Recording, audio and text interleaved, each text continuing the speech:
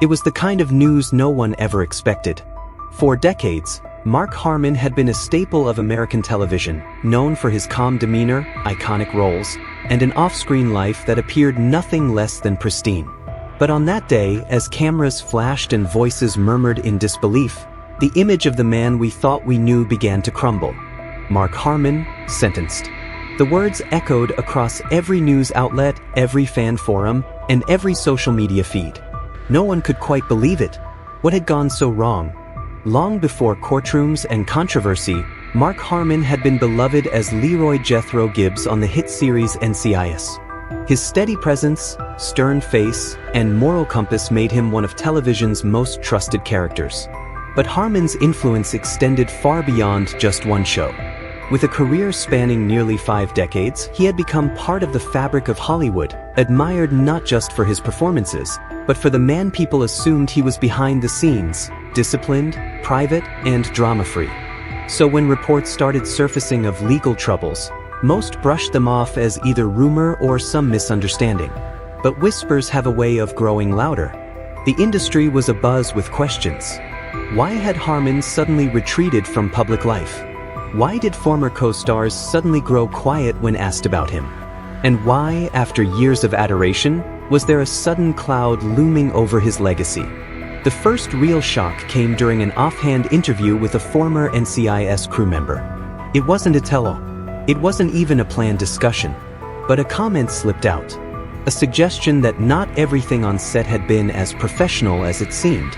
At first, the internet speculated it was about general behind-the-scenes tension. After all, long-running shows often face internal friction. But then came the documents. Quietly unsealed court files, showing the beginning of a very different story, one filled with lawsuits, hidden settlements, and alleged misconduct spanning years. The headlines began to change tone. Mark Harmon under investigation was the first major one. People wanted answers. The once private actor suddenly found himself at the center of media attention in a way he had never experienced before. Not for a role, not for a red carpet appearance, but for something far darker. Legal analysts began weighing in. Fans divided themselves between disbelief and disappointment. And the truth, as it turned out, was far more complicated than anyone had imagined. According to court records, the charges against Harmon weren't singular. They were cumulative, spanning financial mismanagement, contractual violations, and even allegations tied to on-set behavior that, if proven true, would tarnish not just his reputation but the legacy of the shows he had worked on.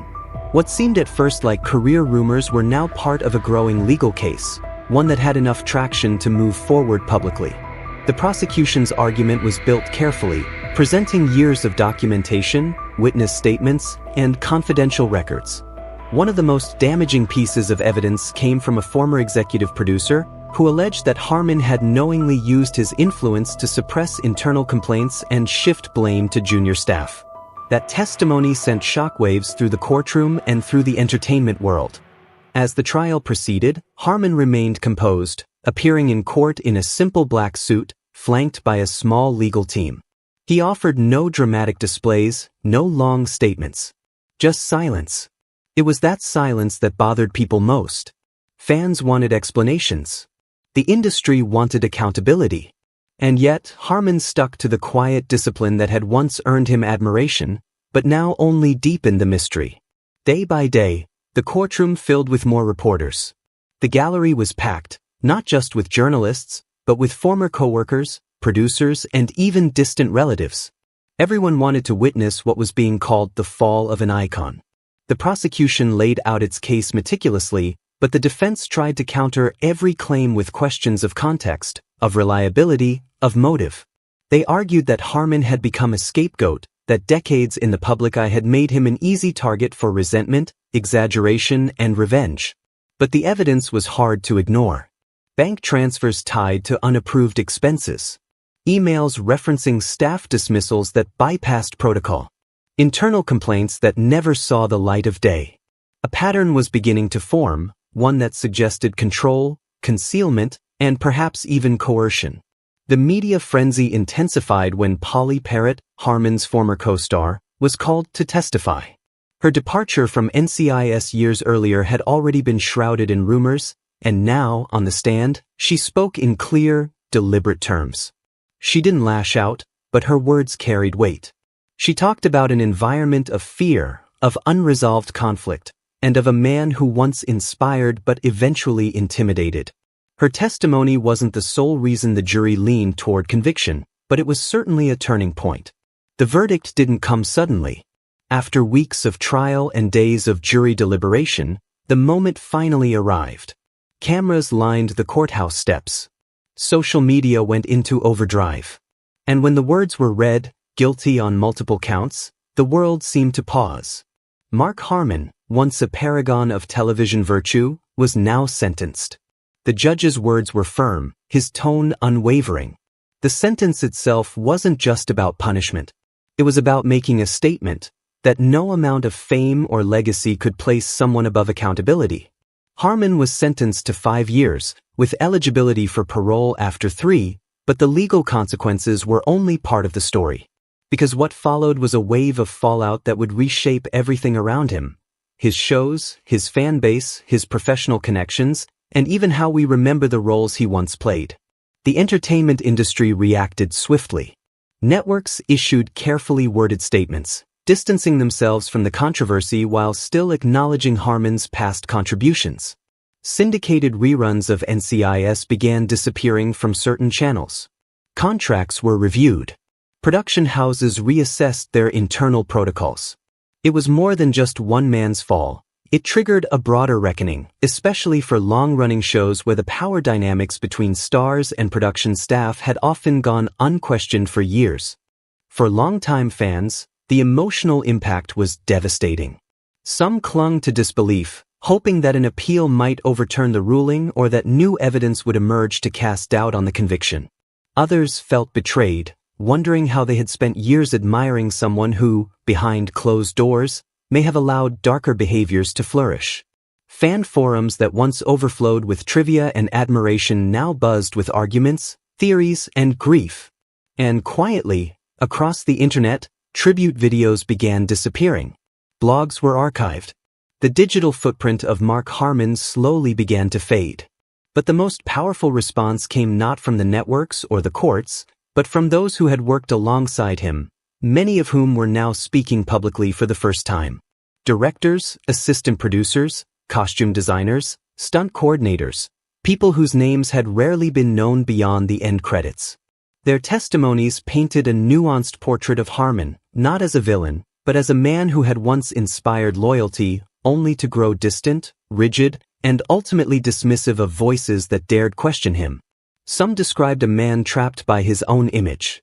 After years of playing characters with unshakable moral codes, Harmon had perhaps internalized the belief that he could do no wrong. Others noted how the pressures of fame and creative control seemed to harden him over time. According to them, the Mark Harmon of the early 2000s was very different from the one who stood on set a decade later, less approachable, more demanding, and increasingly insulated from criticism. Meanwhile, inside the prison walls where Harmon began serving his sentence, there were no special privileges. The world outside might have known him as a Hollywood legend, but inside he was just another inmate. His first days were reportedly quiet. No visitors. No media interviews. He declined all press inquiries and issued no public apology. Perhaps he was waiting for the appeals process, or perhaps he had accepted the reality he now faced. Speculation about a tell-all memoir began swirling almost immediately. Publishers were rumored to be offering lucrative deals. Some claimed Harmon was already jotting down his thoughts, not as a defense, but as an account of how a career that once sparkled had unraveled so publicly. Still, no official word came from his team. No book. No statement. Just silence. In Hollywood, time moves quickly. New stars emerge, new scandals dominate the headlines. But some stories linger, etched into the cultural memory by their sheer contrast, how someone so beloved could fall so far. Mark Harmon's story became a cautionary tale, one that producers and actors alike cited when discussing the need for transparency, accountability, and ethical leadership behind the scenes. And yet, for every person who turned their back on Harmon's legacy, there were those who continued to defend him. Former castmates who remembered moments of mentorship. Fans who felt the legal system had overreached. Even fellow actors who, though silent during the trial, later hinted in interviews that the full truth may never be known. These voices weren't loud, but they persisted, reminding the world that stories are rarely black and white. What made the entire saga even more complex was Harmon's refusal to fight back in the media. No interviews. No rebuttals. No dramatic outbursts. Just a man who, after decades of commanding the spotlight, now chose to retreat into the shadows. Whether it was out of guilt, strategy, or exhaustion, no one could say for sure. But the absence of his voice left a void, one that people rushed to fill with opinions, assumptions, and conjecture. As months passed, the entertainment world slowly adjusted. New actors stepped into lead roles once thought inseparable from Harmon's legacy. NCIS continued in some international markets with disclaimers. Spin-offs emerged with entirely fresh casts. A new generation of viewers, many unaware of the show's complicated past, began rediscovering it through streaming platforms, often unaware that the face they saw leading each episode had become one of the industry's most controversial figures. For the people who had worked with Harmon, the sentence offered a strange kind of closure. Some felt justice had finally been served. Others still wrestled with conflicting memories, of good moments, of generosity, of leadership that had once uplifted them. Human beings are complex, and Harmon, despite the trial, remained just that, a man with flaws, with strengths, with decisions that led to a fall he may never recover from.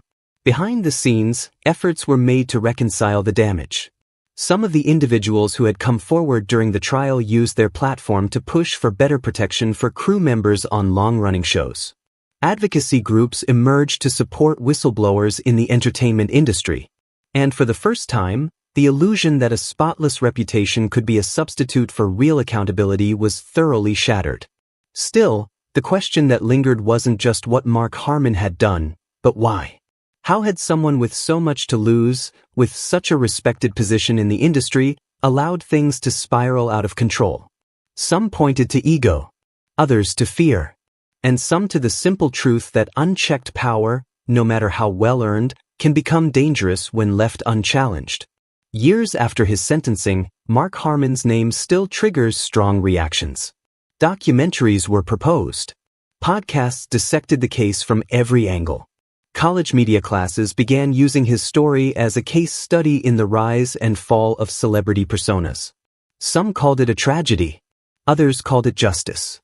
But no one could ignore it. He had once been a household name, an American icon, the face of justice on TV. Now, he was a cautionary footnote in Hollywood history. His image no longer adorned posters or DVD box sets. His legacy, once clear, was now complicated, debated, and deeply fractured. And as the world moved on, so did the people who once knew him best, carrying with them stories, memories, and unresolved emotions about the man who, for better or worse, had left an indelible mark on their lives. Years passed, and the media cycle shifted to newer stars, fresher controversies, and modern cultural battles. Yet, like a ghost, Mark Harmon's story would re-emerge now and then, on anniversaries of his sentencing, during retrospectives of NCIS, or when someone involved in the original show gave a cryptic quote or made an emotional reflection. Each resurgence reopened old debates, reigniting arguments about guilt, redemption, and the limits of personal legacy. Inside the prison where Harmon served his sentence, his life remained quiet. Those who worked at the facility described him as reserved, polite, even distant. He kept mostly to himself, reading, sometimes writing, occasionally participating in counseling programs. His celebrity status, though acknowledged, didn't shield him from the daily routines and responsibilities of incarceration. If anything, it made his isolation more complete. Inmates recognized him, sure, but they weren't fans. They were men with their own stories, their own regrets. To them, Harmon wasn't Gibbs. He was just another man doing time. His legal team filed for parole at the earliest opportunity, and in a move that stunned some and satisfied others, the board granted it. Harmon was released after serving just over 3 years, under strict conditions. There was no press conference, no interviews, no eager crowd awaiting his freedom.